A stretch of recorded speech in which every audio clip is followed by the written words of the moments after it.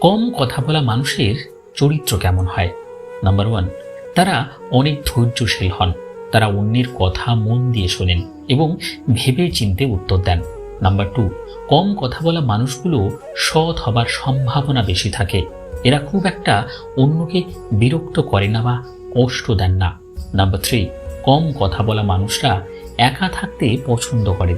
তারা একা থাকে যেন তারা নিজেদের উন্নত করতে পারে। নাম্বার ফোর, কম কথা বলা মানুষ অনেক বুদ্ধিমান হন।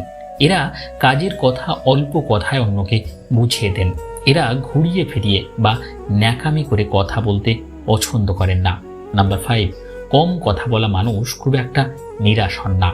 তারা যে কোনো কাজকে মাঝপথে ছেড়ে চলে যান না, ধৈর্যের সাথে সেটি সম্পূর্ণ করার চেষ্টা করেন।